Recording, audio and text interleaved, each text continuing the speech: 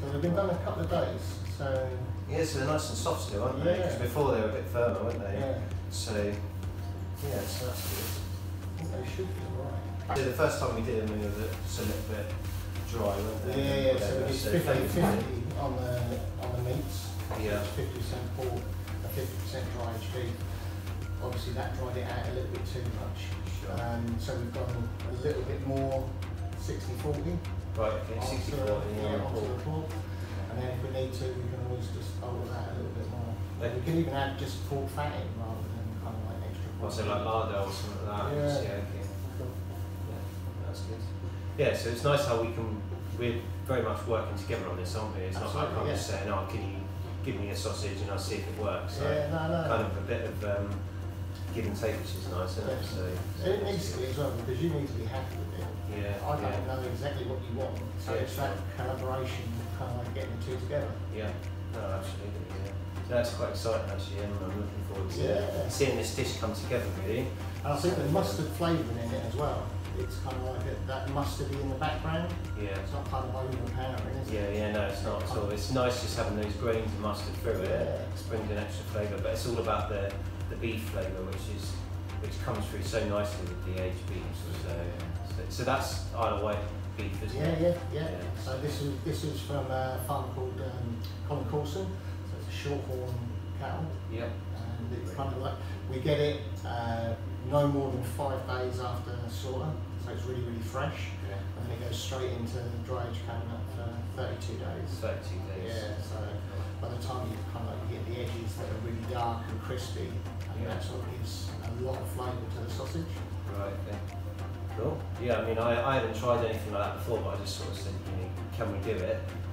Knowing that that's kind of a unique selling point for you guys. It's something that you've just installed recently, haven't you? Absolutely, It's something that's different. Thinking that we could really, do something quite exciting. So I wanted to do something that was quite British flavours. I'm making a dish that is street food, but it's not like I'm not copying a street food from a region. We're kind of doing a bit of.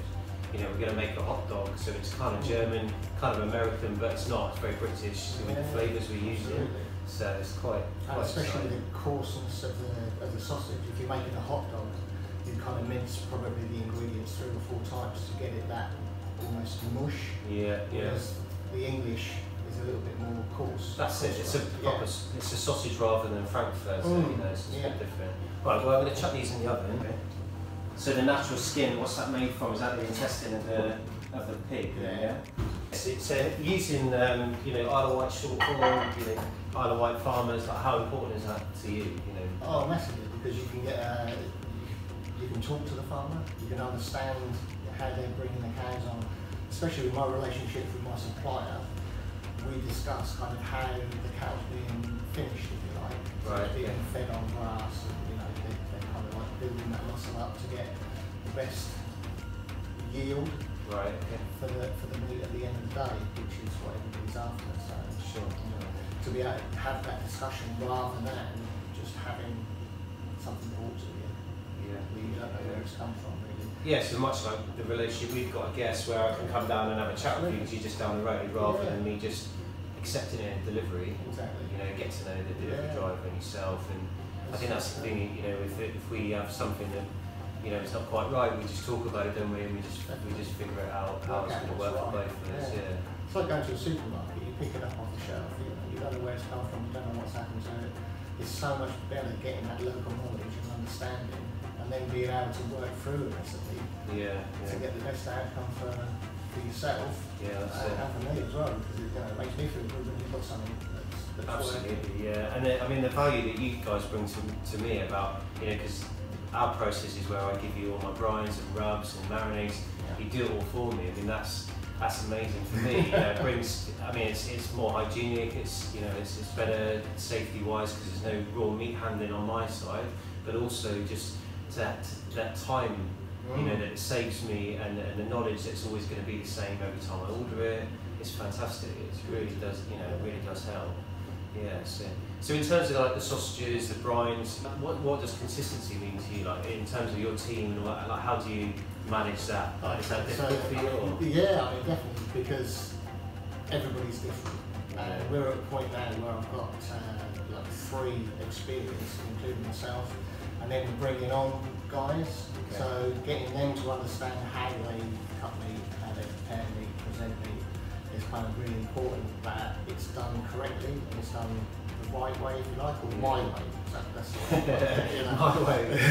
The right way, yeah. Yeah, because everybody's got their own way of cooking. You know, you cook your way and it's right to you. You know, we do something in the shop and it's right to me. So ensuring that when you buy those sausages, they're always the same.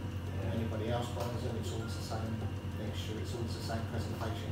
It's really important. The differences in kind of like presentation, if you like, can be quite huge. Right. And if you were to just let that go out to the customer, you'd soon know about it. Sure. Because it's not, you know, what they're expecting now. Because we've been there 3 years coming up, so people kind of like have got an understanding of what we do. Yeah, but still quite new though, isn't it? I mean, and especially coming out at that time, I guess, you know, you still got a lot of uncertainty around Brexit and prices, and you know, did that have an impact on what you were doing? Brexit, not so much, but just recently with the offers on the Eat Out to Help Out, that's had a huge impact on steaks. Right, okay, because people just, you know, they're going out and they're eating, and you know, if you run out for something special, 9 times out of 10 you'll have steak or lobster or something like that. So it's kind of pushed the price up for us to buy in.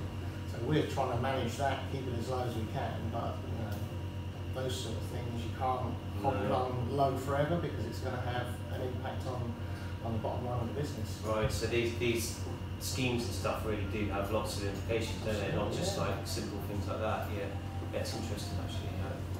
If we were buying, I don't know, German pork, for example, or Danish bacon, then it would probably have an impact because of the tariffs that they're laying on it. So another benefit of buying local. I mean, the farmers, you know, they may buy wheat or different things to feed the animals from abroad, so that may put a cost on. Right, but I haven't seen that cost on carcasses as yet. So. That's good.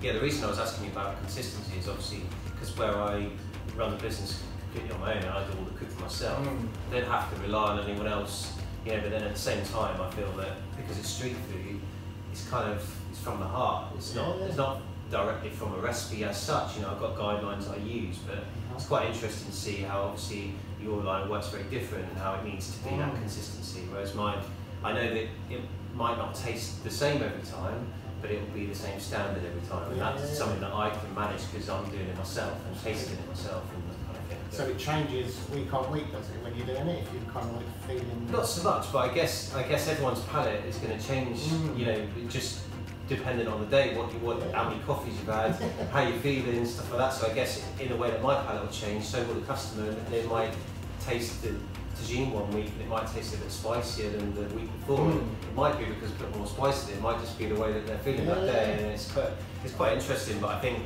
you know, consistency to me is about the quality, you know, which is you know, that I know that I can manage myself because it's only me I've got to rely on. But managing a big team is quite difficult to do that. But you know, you kind of like got managing a team where you've got to focus on other people, whereas yourself, if anything goes wrong, or if you're having a bad day, there is no. I can't blame anyone else. It's just me. It literally is you, absolutely, which I think, you know, brings its own issues in itself. Yeah, certainly some challenges. I mean, it's I do feel every day I kind of feel a little bit nervous before I go out in case I've forgotten something, because there's no rushing back, you know. And the way that my business works is, you know, there's limited wastage as possible. So, you know, if I don't have something with me, I can't do it. I can't just keep a load of backup stuff just in case. You know, that's not how my business works. It's really important to me that I'm not wasting stuff every day.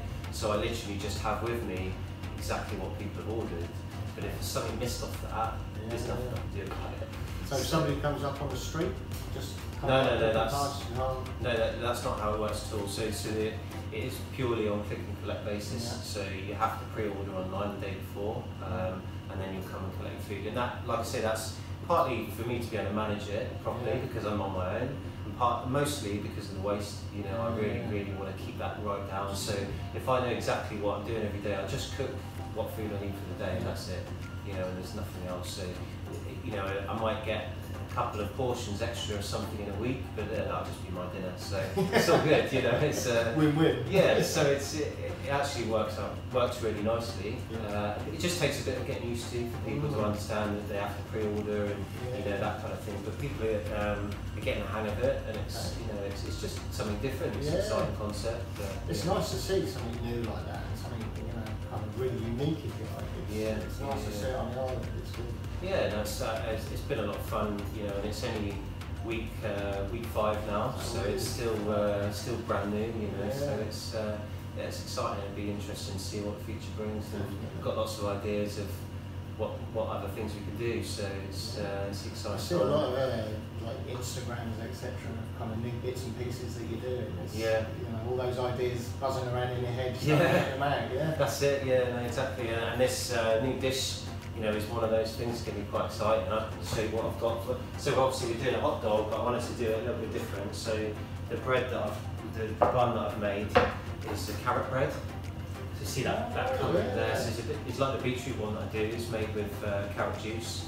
Instead of using water or milk as your hydration in the bread, you use the juice, so you get maximum flavour and colour is fantastic as well. So that's just like a normal bread dough then, but it's a soft dough. So it's got an element of fat content in it to keep it soft. So it's not, you don't get that thick crust. So what it in this, it's got margarine in it because I want it to be vegan friendly. Because we've got a vegan sausage that I'm going to get you to try as well. Oh, really? So I'd be interested to see a butcher's opinion on that. But yeah, so that's what kind of keeps it soft, is the fat content in it. Normally I'd use milk in this bread, but as I say, I've substituted for carrot juice, and then it's just flour and salt, sugar, yeast. Looks good. But yeah, no, it's I mean it's a nice roll for a hot dog. I quite like a soft roll on a hot dog personally, and I think it's nice. And then we've got this fresh live sauerkraut that I've made, which is obviously a German thing, but what I've done is made it with red cabbage and fresh horseradish. So it's not hot, but it's just got a different flavour to it, and it's just quite interesting. I want it to be different and colourful and British. Yeah, you know, and it's red cabbage and carrot and beef. You know, it's very British in it. And then we've got some crispy onions, which is a very German thing as well, which we'll put on the top. And then this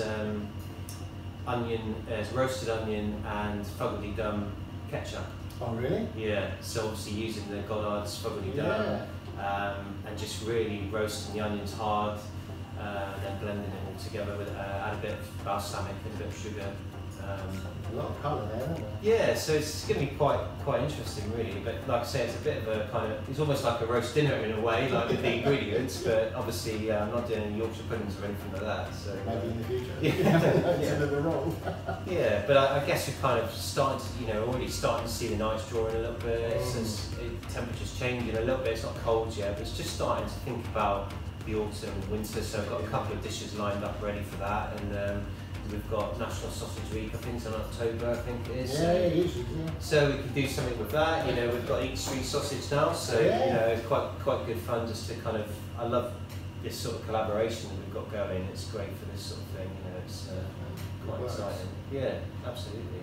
And it gives us something that is unique, like so with the process of the way that I cook the meat and that you brine it and everything. So the brining process, obviously that's just to keep the moisture in, isn't it? Well, the only sort of brine that I've ever done before has been kind of like for salt beef, as an example. So quite a salty brine.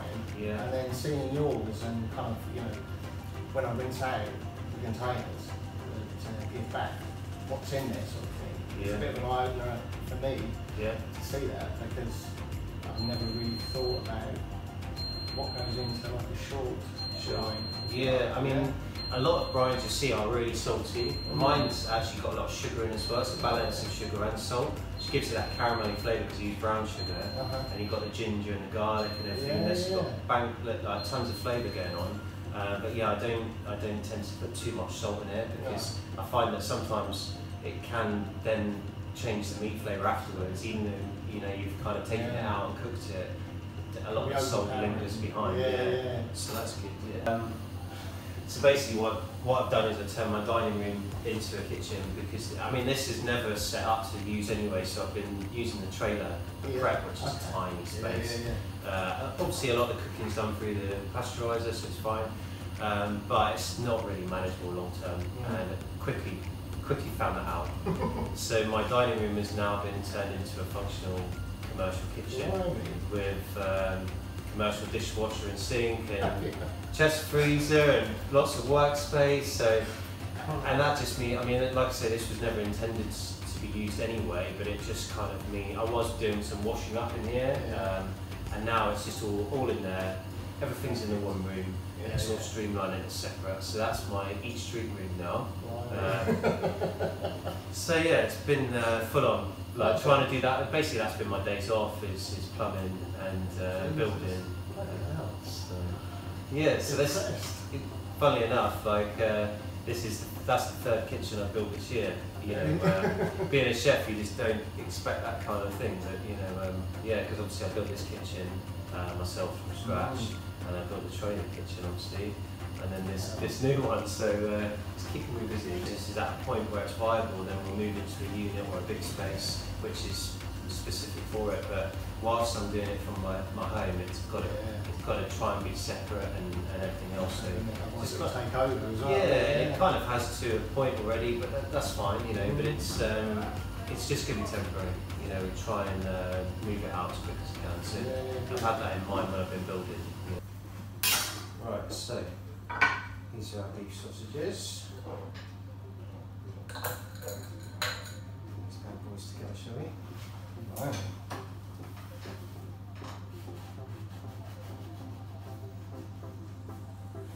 So you see that colour in there? There's a bit of turmeric in there as well, which helps with the colour, but it's a nice flavour with the beef as well, it works well. So. And is this how you'd serve it? Yeah, I think so. I mean, yeah, this is the first time I've played it up, so obviously this is the first time I've had the sausage, but you know, things do evolve as you go on, you know, things do change, but you know, being my past role as a development chef, you kind of get a feel for what's going to work and things early on, and you can make it work. So it's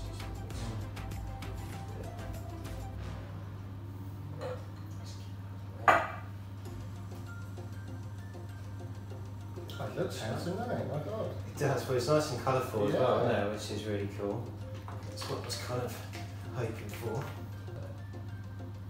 See, we've already got the mustard inside the sausage, haven't we? So we don't need to pile that on. And this is what you get. I don't know if you've ever been to Frankfurt. No. You get a sausage, a hot dog there, and you get all these crispy onions. What's that? Oh. Coriander as well would be really nice with the carrot, and it just gives it a real nice bit of colour.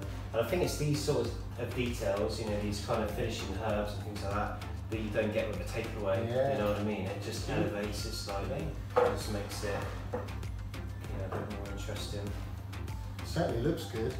Doesn't look bad, does it? Should I cut it in half? Yeah, it is. This is the first time I've ever invited a man over to show me his sausage. First time I've ever seen someone else's sausage.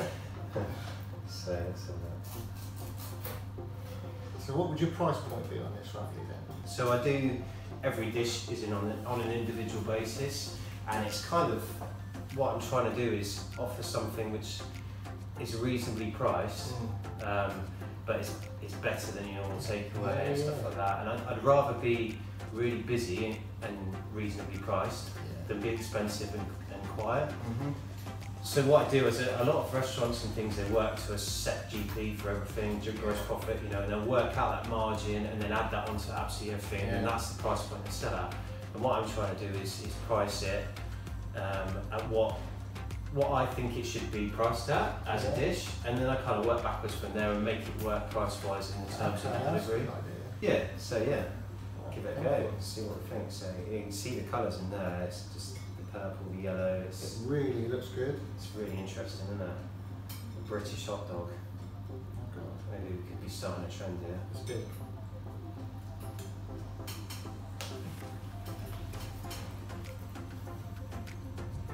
the beef flavour from the sausage is great. That's really nice. All those flavours together working really nicely. Absolutely, there's a lot going on, but actually it's good. Yeah. It really does. I mean, you get that cabbage, horseradish, beef, you know, which you kind of, like I say, it's almost like a roast dinner kind of thing, isn't it? You know, it's quite intriguing. I'll be happy with that. So would I. That's all right. And you're getting this sort of caramelised onion beer kind of background as well, like you might get in a kind of sausage and mash, you know, in your gravy, Definitely, that kind of thing. It's all kind of tying in together. And the softness of the bun really brings it all together. Yeah, it's almost like a brioche, like what you expect from a hot dog roll, really. You know, but it's richer. I've got you here. Then let's try this vegan sausage. I'm interested to see what you think about this. And I haven't tried this before either, so it'd be interesting just to see. But what I like to do is I like to offer a vegan version of the same dish rather than putting a vegan dish on and it being substandard. You know, I've already got the dish right. Again, let's work backwards. Let's try and make it vegan. Yeah. If I can't make it vegan and it tastes as good, I'll just scrap it. Yeah. You know, and I'll just won't have a vegan option for it. But that's luckily why we've got quite a few vegan options on the menu, and people seem to really like it. Oh, because, because this, I mean, a lot of the things like the yogurts and stuff like that I use for the Raita, the harissa yogurt for the dishes. I don't use a normal yogurt for non-vegans and a vegan yogurt for another one. I found a vegan yogurt that I'm happy with that is so good that I can use it for both. That's good. So it's kind of, you know, again, it's less wastage, but it's not going, well, we'll just kind of give you something that's not quite as good because you're vegan. It's let's find something that's good enough for everyone that is really good quality. So it's exactly the same meal, just with a different, you just substitute the meat. Yeah, exactly. And it's not easy to do. You know, it's not easy to source this yogurt. You know, it's a coconut-based yogurt, but I've tried loads of coconut-based yogurts that I don't like, and that don't taste like a normal yogurt, but this one does. So you know, it's kind of there's a lot of planning that went into the business in terms of procurement, you know, and the sourcing of products to get those good quality products. And if I have to buy one product online that takes me 2 weeks to get and costs double the price of another one, that's what is going to make that dish that quality. Then I'll do that. That's good. That's dedication. Yeah, no, absolutely. You're right. Right, what do we think? It's really.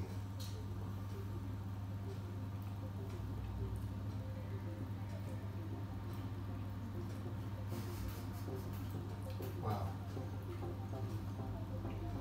Personally, I think it's a little bit rubbery at most films. Yeah, it's quite hard for a frankfurt. It's not like I mean, I've definitely had frankfurts at the same texture as that, and it's almost like a bratwurst kind of texture, like a little bit harder than a frankfurter as we know it in tin. It's slightly harder texture, but I mean, if someone gave me that and didn't tell me it was a vegan sausage, fair enough. would you know? Like, quite impressive, isn't it? Smoke, you really get the smoke flavour out of it. Yeah, really do. But for something that's made out of vegetables, it's quite nice. Carrots and onions. It's quite nice. You wouldn't know, would you? No. No, absolutely. I don't think you've turned me just yet, but no, it's all right. I'm not trying to turn you. Don't worry. If I did turn you, I don't know what that'd do to our business relationship. But no. I think you're coming on really well. I think these are really good flavours. Really good flavours. Good, thank you. Yeah. So obviously this is the first stage, and as that development, you know, continues, you know, we tried the sausage together. You know, I tried it already. We worked on it and changed it. Now we're trying it again together. You know, the bread I've done before, so it's a no-brainer. Ketchup is the first time I made it. So all these things, they just tweaks and tweaks and tweaks until I'm happy. It's not just a case of let's put it on the menu and see how it goes. You know, let's develop it, and that's great that I've had that development chef experience to do that. Definitely. You know, because then we can get something that we're happy selling. You know, and for a first attempt, I mean, to bring this together as your first go, you must be happy. Yeah, no, I'm really pleased with how it's come out. Yeah, it's good. Really.